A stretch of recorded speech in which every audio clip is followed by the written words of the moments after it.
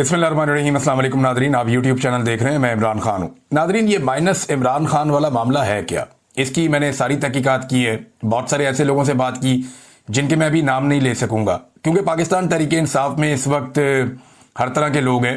हुकूमत में बैठे हुए भी हैं, अपोजिशन में बैठे हुए भी हैं, निज़ाम का मुकाबला करने वाले भी हैं और निज़ाम के साथ चलने वाले भी हैं। लिहाजा सब लोग नहीं चाहते कि उनका नाम सामने आए, बड़ी मुश्किलात पैदा हो जाती हैं। लेकिन जो चीज़ें मैं आपके सामने रखने लगा हूं, ये एग्जैक्टली वही हकायक हैं जो हुआ है।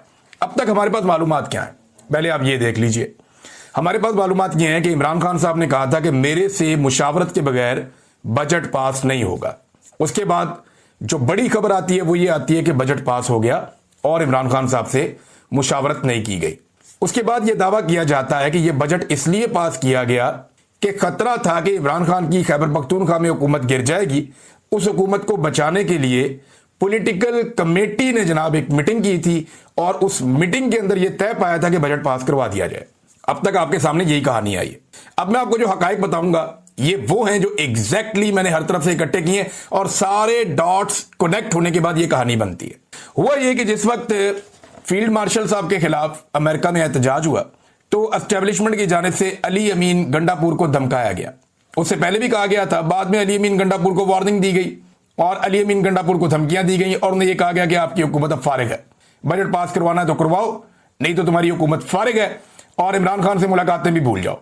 और बड़े सख्त पैगाम जो हैं वो गंडापुर साहब को दिए गए, क्योंकि इसमें एस्टेब्लिशमेंट ने पूरी कोशिश की थी कि अमेरिका में किसी किस्म का एहतजाज ना हो सके और इसमें मदद मांगी थी पाकिस्तान तहरीक इंसाफ से। माजी में भी मांगी थी, माजी में तहरीक इंसाफ ने मदद कर दी थी, अमेरिका में एहतजाज रुकवा दिया था। इस मरतबा नहीं रुकवाया, बल्कि अली अमीन गंडापुर ने एक स्टेटमेंट भी इसके ऊपर दे दिया था। तो गंडापुर साहब को जनाब धमकियां दी गई।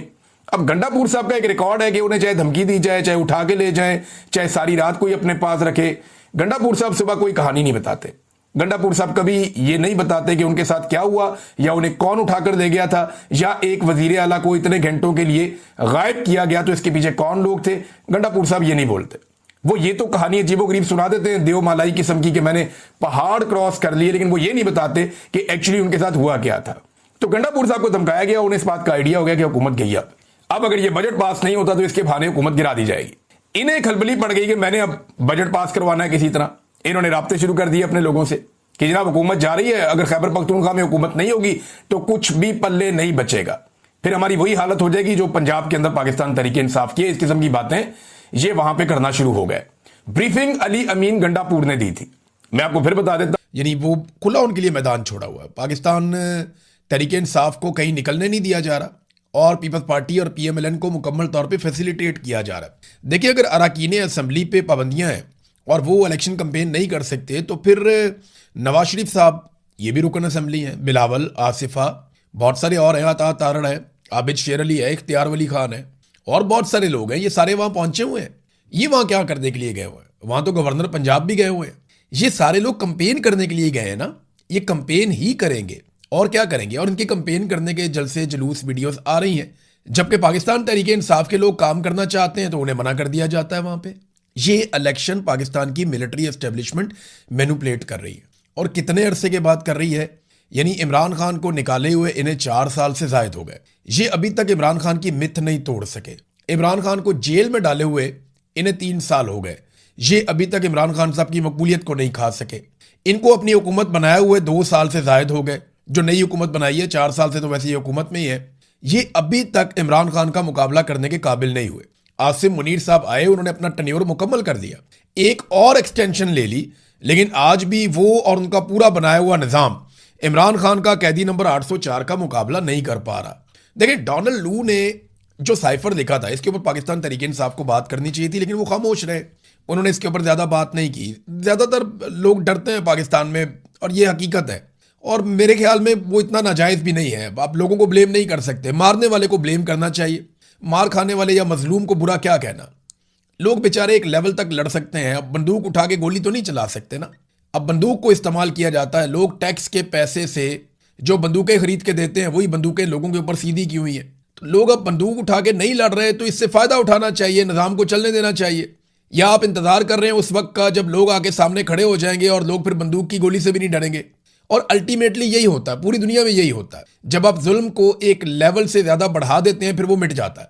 तो पाकिस्तान में ये होना तो है। डोनाल्ड लू ने जब ये साइफर आया, उसने जब बातचीत की पाकिस्तानी सफीर से, फिर साइफर आया पाकिस्तान में, जो उसने पैगाम भेजा कि अगर तहरीक अदम एतमाद कामयाब हो जाती है तो सारा कुछ माफ कर दिया जाएगा। उसके बाद हमने देखा पाकिस्तान में कि सारा कुछ माफ कर दिया गया।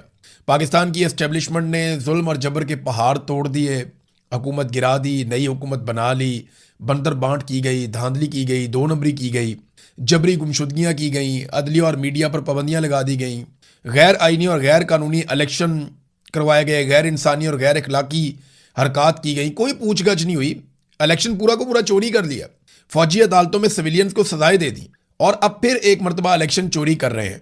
देखें, कोई बाहर से आगे नहीं रोकेगा, क्योंकि अमेरिका ने कहा था सब कुछ माफ, तो उन्होंने तो सब कुछ माफ कर दिया। और यूरोपीय यूनियन उस वक्त इस सारे कांड के अंदर अमेरिका के साथ शामिल था। कैसे समझे आप? इमरान खान ने एक दफा तो ये कहा था कि हम अमेरिका को अड्डे नहीं देंगे, और इस पे उन्होंने बोला था एब्सोल्युटली नॉट। लेकिन जब यूरोपीय ममालिक की जानिब से खतूत आ रहे थे और इस बात का पाकिस्तान पे दबाव डाला जा रहा था कि पाकिस्तान यूक्रेन और रूस की लड़ाई में यूक्रेन के साथ खड़ा हो जाए, तब इमरान खान साहब ने कहा नहीं, हम न्यूट्रल रहना पसंद करेंगे, हम रूस के या यूक्रेन के दोनों में से किसी के खिलाफ नहीं जा रहे। इंडिया ने भी यही किया, कई अरब ममालिक ने भी यही किया। लेकिन पाकिस्तान का क्योंकि एक ट्रैक रिकॉर्ड है कि हम एक किराए की बंदूक के तौर पे इस्तेमाल होते रहे हैं, लिहाजा यूरोपीय यूनियन बुरा मान गया। और इमरान खान ने उनको जवाब दिया था, हम कोई गुलाम है। एक तरफ एब्सोल्युटली नॉट था ना, तो दूसरी तरफ था क्या हम कोई गुलाम है। ये यूरोपीय यूनियन को जवाब अच्छा नहीं लगा। उसके बाद अब आप देखें कि यूरोपीय यूनियन ने जो कुछ मर्जी हो जाए पाकिस्तान में, किसी किस्म का एक्शन नहीं लिया। और ये बात पाकिस्तान को याद रखनी चाहिए, हर पाकिस्तानी को याद रखनी चाहिए कि यूरोपीय यूनियन जो छोटी छोटी बातों पे एक्शन लेते हैं, पॉइंट आउट करते हैं, वो पाकिस्तान के संगीन तरीन जराइम के ऊपर भी, मिलिट्री एस्टेब्लिशमेंट के खिलाफ या नाजायज बनाई गई हुकूमत के खिलाफ वो नहीं बोले, बल्कि उन्होंने रिपोर्टें दबाई। और जो रिपोर्टें उन्होंने बाकायदा खुद लिखी, उन्होंने बनाई, वो रिपोर्टें भी मंजर आम पे नहीं आई। अभी एक यूरोपीय यूनियन की मेंबर हैं, इनका नाम है काजा कैलस। ये एक एस्टोनियन सियासतदान है, ये वज़ीर आज़म भी रही है एस्टोनिया की, पहली खातून वज़ीर आज़म थी, 2021 में बनी थी, 2024 तक ये वज़ीर आज़म रही थी वहाँ की। तो आजकल ये एक सफारतकार हैं, इस वक्त यूरोपीय यूनियन की खारजा उमूर और सलामती की पॉलिसी की आला नुमाइंदा है और यूरोपीय कमीशन की नायब सदर के तौर पर खिदमत सर अंजाम दे रही। अब ये पाकिस्तान में पहुंची, इसने शहबाज शरीफ से मुलाकात की, फील्ड मार्शल आसिम मुनीर से मुलाकात की, डार से मुलाकात की और बाकी लोगों से। अब इसने ट्वीट किया, काजा कैलस ने, इसने कहा जी कि पाकिस्तान एक अहम इलाकाई ताकत और यूरोपीय यूनियन के लिए एक अहम शराकतदार है। आज इस्लामाबाद में मैंने यूरोपीय यूनियन और पाकिस्तान के ताल्लुकात को मजीद मजबूत बनाने पर बातचीत के लिए वज़ीर आज़म शहबाज शरीफ और इसहाक डार से मुलाकात की। मैंने रावलपिंडी में GHQ में आर्मी चीफ सैयद आसिम मुनीर से भी मुलाकात की। मैंने अमेरिका और ईरान के दरमियान मुज़ाकरात में सहूलतकारी के हवाले से पाकिस्तान के कलीदी किरदार की तारीफ की। देखिए, जो पाकिस्तान ने रोल प्ले किया वो पाकिस्तान ने प्ले किया। पाकिस्तान का कोई भी आर्मी चीफ होता वो ये कर सकता था, और इसके ऊपर पाकिस्तान की तारीफ बनती है और सबको खुले दिल के साथ करनी चाहिए। ये पाकिस्तान की हैसियत है, ये पाकिस्तान की काबिलियत और सलाहियत है कि पाकिस्तान यहाँ पे ये रोल प्ले कर सकता था, और पाकिस्तान ने ये रोल प्ले किया जिस पे हर पाकिस्तानी को फख्र होना चाहिए। लेकिन जो जुल्म पाकिस्तान के अंदर हो रहा है उस पर हर पाकिस्तानी को आवाज़ भी उठानी चाहिए। तो यूरोपीय यूनियन की ये जो नुमाइंदा है, इन्होंने कहा जी कि एक बड़ी मंडी है, पाकिस्तान की सबसे बड़ी बरामदी मंडी यूरोपीय यूनियन है। पाकिस्तान यूरोपीय यूनियन की GSP प्लस स्टेटस का जो मामला है उससे फ़ायदा उठाता है, और इसके ऊपर उन्होंने कहा जी कि एक सबसे बड़ा पाकिस्तान इस हवाले से एक मुल्कों में से एक है। अब आप ये देखें कि ये वो खातून नुमाइंदा यूरोपीय यूनियन से आई हैं, और ये सारे लोग इमरान खान के मामले पे, ये सारे लोग इंसानी हकूक़ के मामले पे, अदलिया के अंदर होने वाली दो नंबरियों के मामले पे, ये तमाम लोग मिलिट्री कोर्ट्स के अंदर सिविलियन को सजाएं देने के मामले के ऊपर भी चुप हैं। लेकिन आप याद रखिएगा, यही चीज़ों के ऊपर यही सारे लोग एक दिन बोलेंगे। यही डोनाल्ड ट्रंप होगा और यही पाकिस्तान होगा, या यही अमेरिका होगा और यही पाकिस्तान होगा, यही यूरोपीय यूनियन होगा और यही पाकिस्तान होगा। जिस दिन इनके मफाद के खिलाफ कोई आदमी आएगा तो ये पाकिस्तान की छोटी छोटी बात पर भी नुक्ताचीनी करेंगे, और यही एक खारजा पॉलिसी का खासा है। लोग अपना मफाद देखते हैं। इमरान खान इनके मफाद में नहीं आ रहा था, ये इमरान खान को कठपुतली की तरह इस्तेमाल करना चाहते थे, वो इस्तेमाल होने से उसने इनकार किया और नताइज आपके सामने है। लेकिन देखिए, अगर पाकिस्तान की मिलिट्री एस्टेब्लिशमेंट या उस वक्त के जर्नैल इस्तेमाल ना होते रिजीम चेंज ऑपरेशन के लिए, तो फिर इमरान खान साहब की हुकूमत तो ना जाती ना, उनकी हुकूमत बरकरार रहती। लेकिन जर्नैलों ने जैसे हमेशा खिदमत सर अंजाम दी अमेरिका के कहने पर, और पेंटागन के कहने के ऊपर उन्होंने हमेशा वो किया जो उन्हें कहा गया, तो उन्होंने कोई अपना ट्रैक रिकॉर्ड तब्दील नहीं किया। अभी भी उन्हें कोई हुक्म आता है वो फौरी तौर पे उसको बजा लाते हैं। अब नाज़रीन, जो नाराज अरकान हैं, इन्होंने बैरिस्टर गौहर को खत लिखा है। पाकिस्तान तहरीक इंसाफ के, आपको पता ना खैबर पख्तूनख्वा में आजकल नाराजगियां चल रही हैं। सुहेल अफरीदी ने अरकान असम्बली से मुलाकात की तो कोई कहता है 52 आए, कोई कहता है 72 आए, लेकिन इन बिटवीन है ना, फिर भी 20 से 40 लोग कम थे।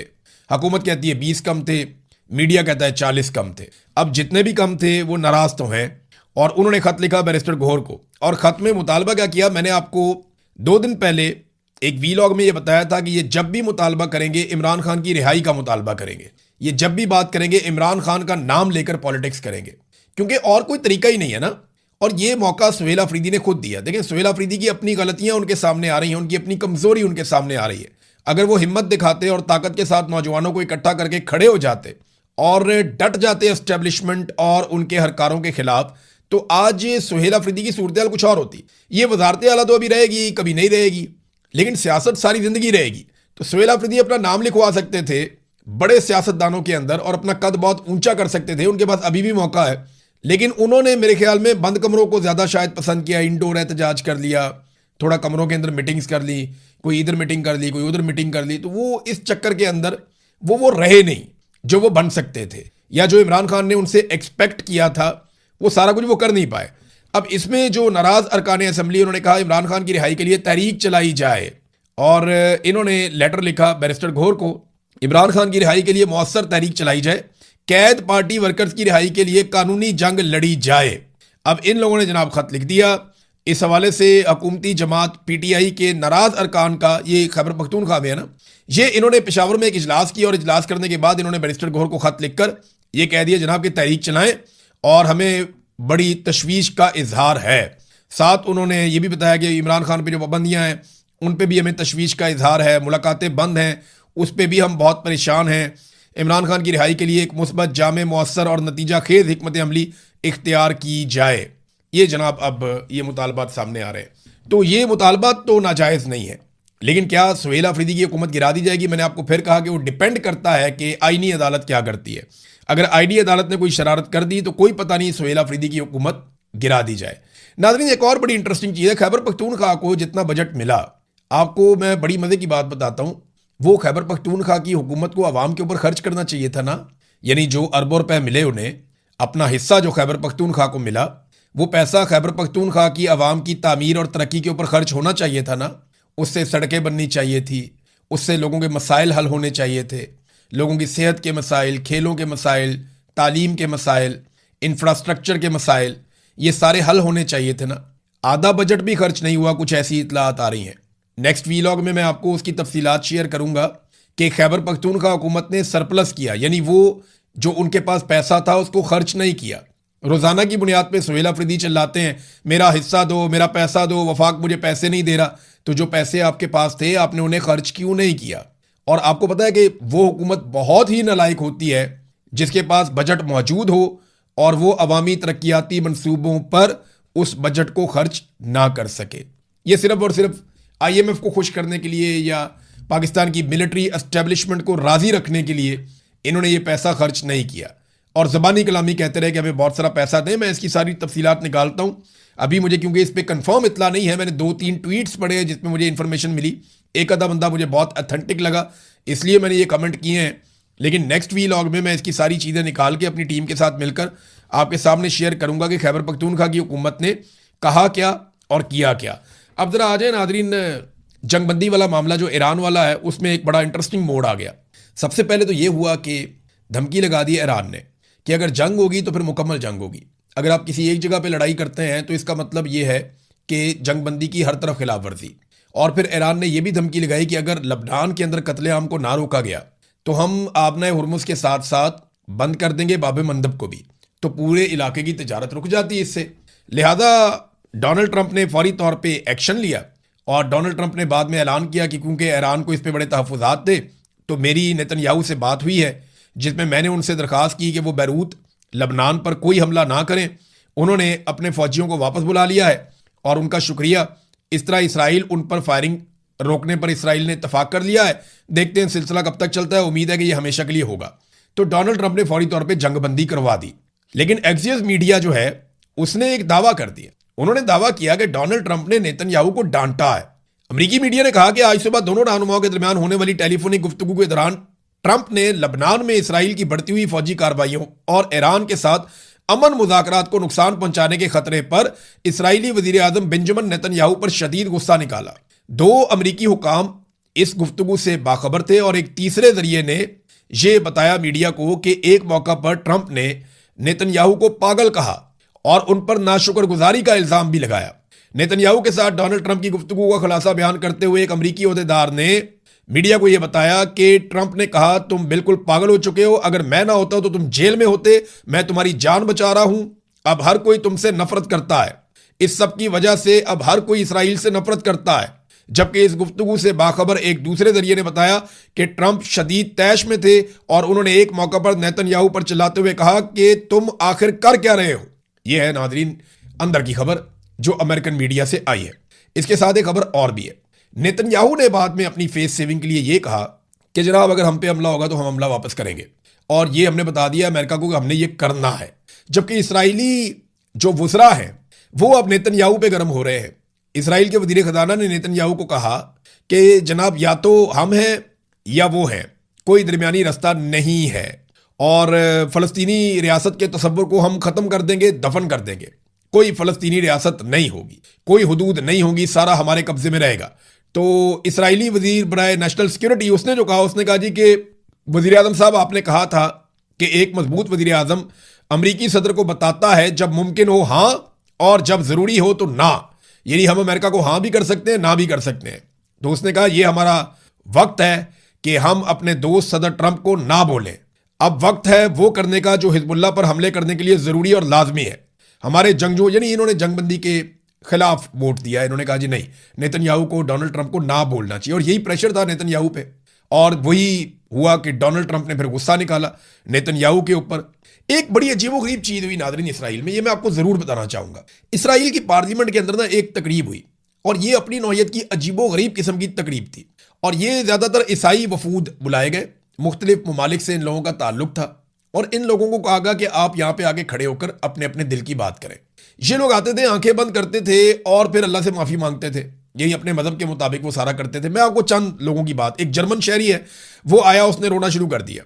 उसने कहा ए मालिक मेहरबानी फरमा हमें उन तमाम कामों के लिए माफ कर दे जो हमने किए और जिनसे इसराइल की हमायत नहीं हुई।